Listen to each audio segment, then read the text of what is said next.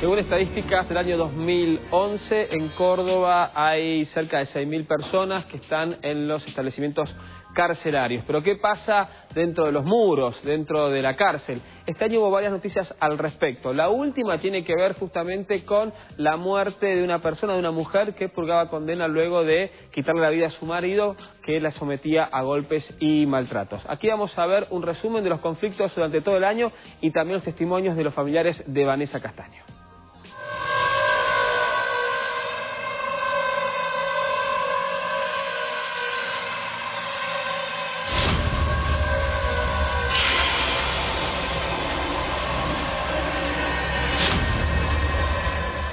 Aclarar que la experiencia nos ha indicado que las manecillas de cadena que solo van en las muñecas son mucho menos agresivas, son eslabones de 1,5 milímetros, son mucho menos agresivas que los otros sistemas de sujeción. Si una persona privada de su libertad necesita ser atendida en un centro de salud y como medida preventiva lo esposan a la cama, eso es tortura. A veces lo común no es legal.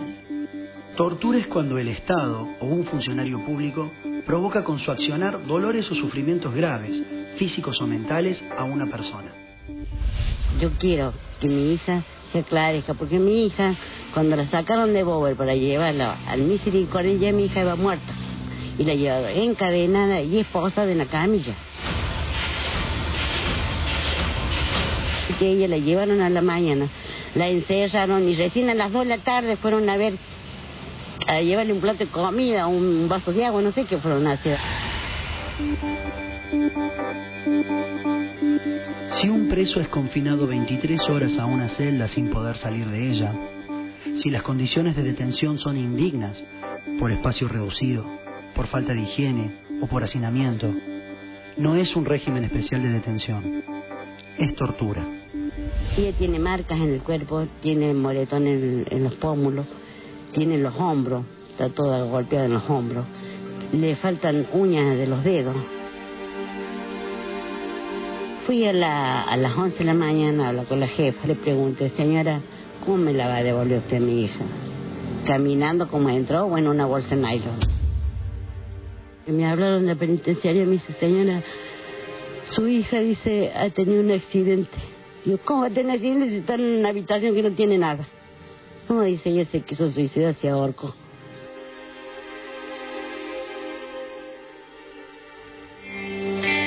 Estamos acompañados de Inés León Barreto, que es abogada y pertenece a la Cátedra de Criminalidad de la Facultad de Derecho.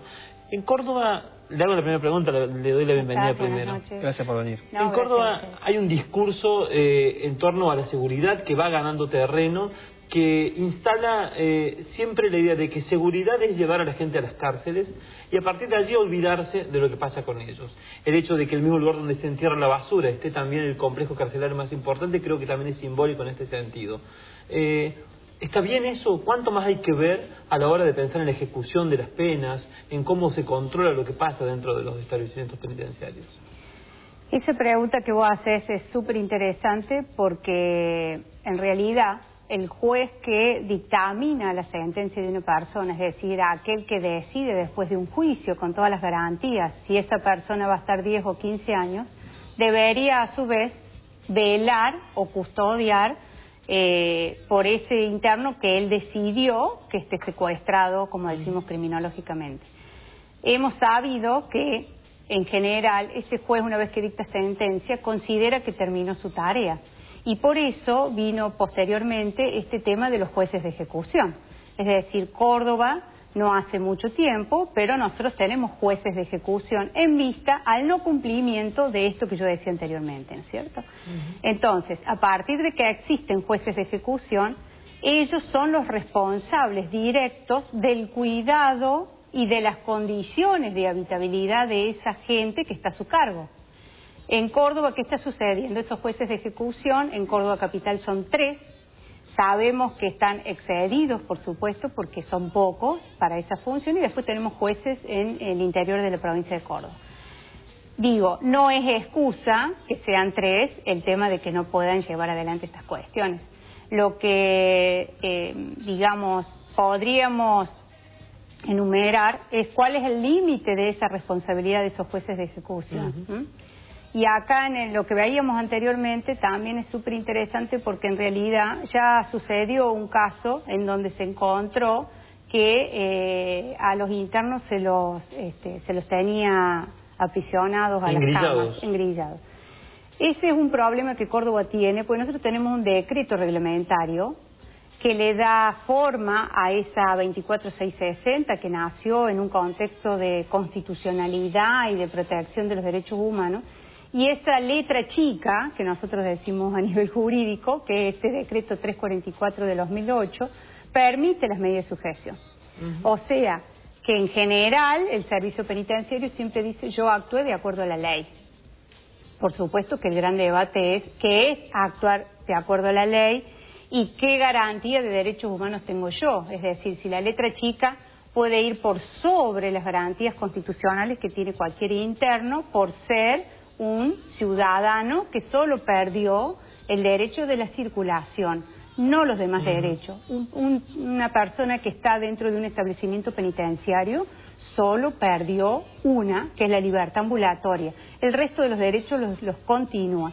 Es una gran tarea, porque digamos, las democracias se construyen de a poco y este reconocimiento de derechos debe ser ejercido por nosotros como profesionales, por esos jueces de ejecución, por nuestra tarea dentro de las cárceles de lograr que estas personas se erijan en personas ciudadanas de derechos, porque en realidad no conocen cuáles son sus derechos. Ese es el gran problema. Doctora, usted dice, usted entra a la cárcel y tiene contacto con los presos. Yo recuerdo el año pasado también para cárceles apartados, imputados por meter dentro de un horno a una persona que estaba en Bower. Esto que usted dice que fue denunciado por funcionarios nacionales y también por la Federación de Abogados. A los presos, cómo se los trata dentro de la cárcel y también a los familiares de quienes van a visitarlos. ¿Qué panorama tenemos dentro de las cárceles de Córdoba en el tema del respeto por los derechos humanos? Bien, en las distintas tareas que me ha tocado, yo he sido, hasta hace poco, estaba a cargo de un programa, se llama el Programa Universidad, Sociedad y Cárcel, en donde desde mi área lo que hacíamos era formar en extensión. Mi trabajo es trabajar con proyectos de extensión. De lo que yo puedo decir, en realidad siempre existen inconvenientes en las prácticas del acceso a las cárceles. Es decir, se supone que las personas que entran auspiciadas por la universidad porque han ganado una beca, porque presentaron un trabajo, ¿no? Digamos, tienen las garantías de que hicieron toda la propuesta correspondiente. Y el primer nudo a veces para entrar, o el primer obstáculo, es esto de que la regulación de las cárceles la tiene el Servicio Penitenciario Provincial, es decir, ellos son los que gobiernan la vida y los bienes de esas personas, para decirlo vulgarmente.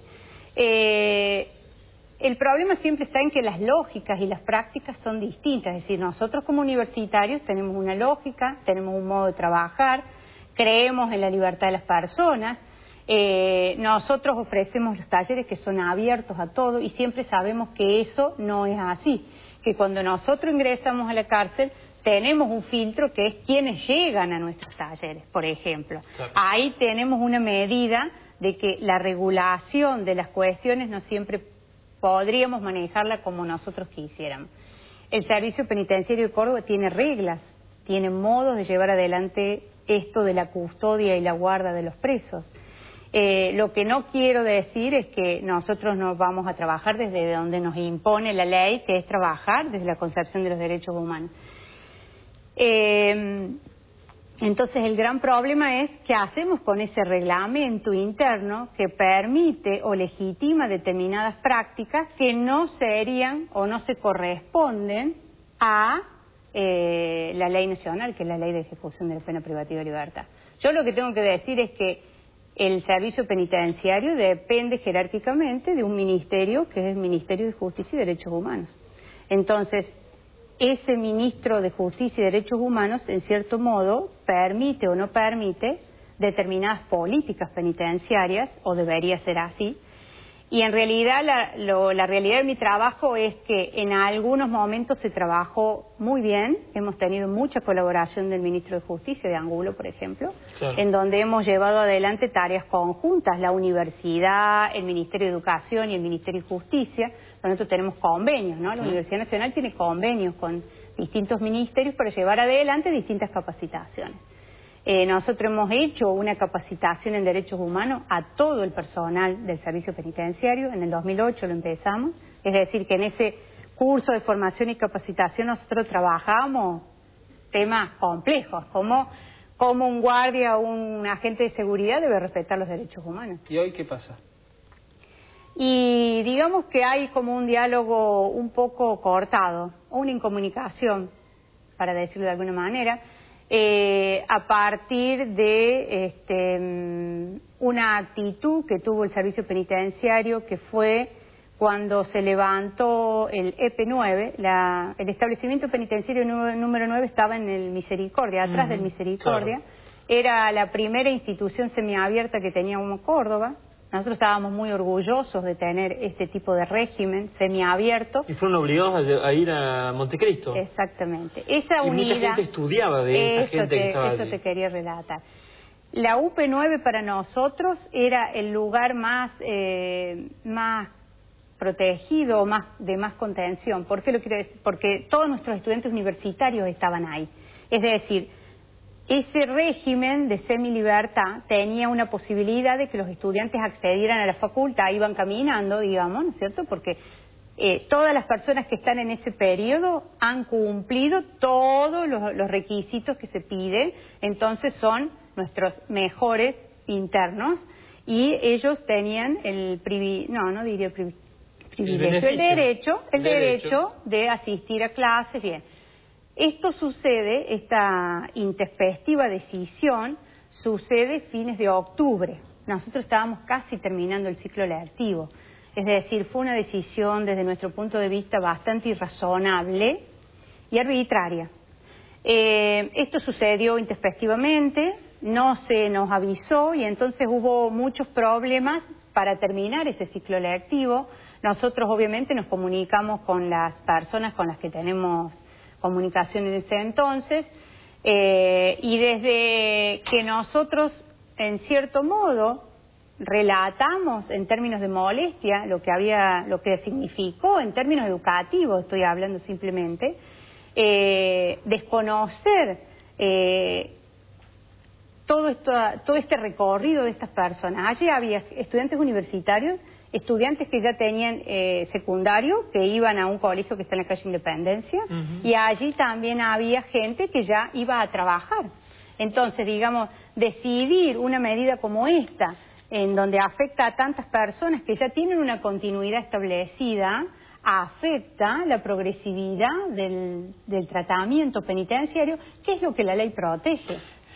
A partir de ese momento, para relatártelo más cortito, a partir del momento en que nosotros tuvimos una difusión pública, en el sentido de establecer esta molestia que la universidad entendía que no había sido bien hecha, prolija al menos, ahí es como que nosotros entendimos que hubo como una retractación en todos estos acuerdos previos y en esta comunicación o este diálogo que era bastante fluido, y se corta a partir de ese momento.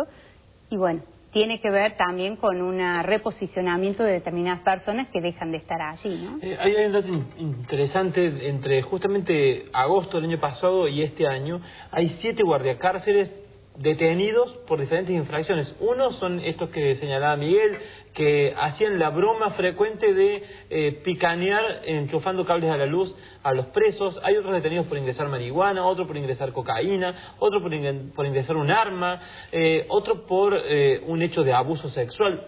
La verdad es que están pasando cosas en el servicio penitenciario que son llamativas, y está siempre la amenaza de que aquel preso que quiere rebelarse o quiere ir un poco más allá es enviado a Cruz del Eje. Es como la amenaza más frecuente para los presos.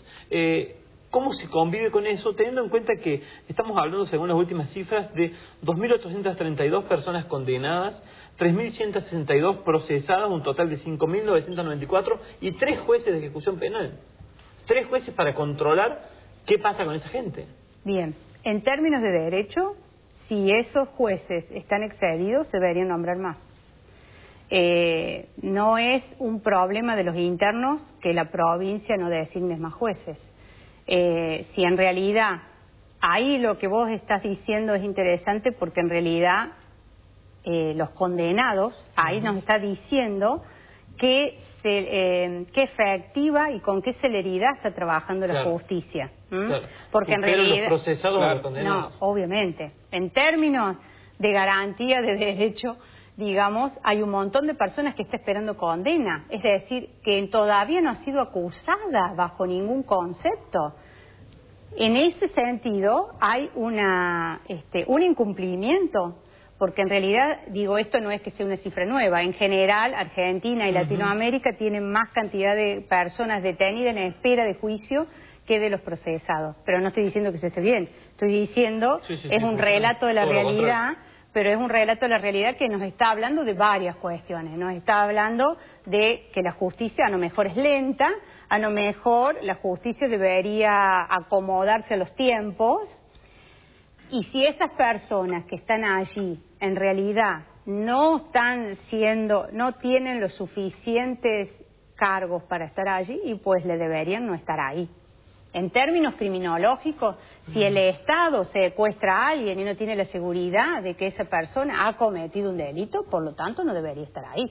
La cuestión de la cárcel preventiva es algo alarmante. De la prisión preventiva. Sí, de la prisión preventiva, digo, desde la Constitución, de todos los tratados internacionales, es una aberración, porque en realidad, ¿por qué el sistema sigue existiendo así? Entonces, cuando vos me hablas de jueces de ejecución, en general, los jueces de ejecución te van a decir, yo me ocupo de los procesados. Claro, y a los otros, ¿quién los mira? Entonces, en realidad, si vos mirás la cifra de procesados, está bien, digamos que no es cierto, se ocupan de algunos preventivos. Pero aún, si vamos estrictamente a los condenados se ocupan. No, en realidad también se tienen que ocupar de los preventivos, porque hay muchas decisiones que hay que tomar, que obviamente no estoy diciendo por eso, en este sentido tampoco estoy tratando de criticar, porque obviamente yo no pertenezco al Poder Judicial y podría tener la levedad de querer criticar así. Yo estoy diciendo que hay algunos jueces que actúan en consonancia con la garantía de derechos y algunos jueces que no son tan garantes de derecho, y en esto uno puede, hay bastantes estudios hechos sobre la eficacia de esos juzgados de ejecución. Si ese juzgado de ejecución, que me consta, tiene pocos empleados, algunos juzgados de ejecución comparten sillas, ¿no? Bueno, los secretarios están amontonados. Bien, entonces lo que habría que hacer en esta ya experiencia que tienen los juzgados de ejecución es, por supuesto, nombrar más. Doctora Inés León Barreto, le agradecemos que se haya llegado hasta aquí. Es un primer abordaje que hacemos del tema de cárcel, va a ser muy complejo y va a tener seguramente un nuevo programa, porque hay muchas cosas que nos quedaron por hablar que nos gustaría seguir profundizando en la próxima. Muchísimas gracias por la invitación y espero que haya sido útil mi intervención. Claro que sí. Muchas gracias. ¿Nos vamos a la pausa? Vamos a la pausa, seguimos en el próximo bloque con Justicia Legítima.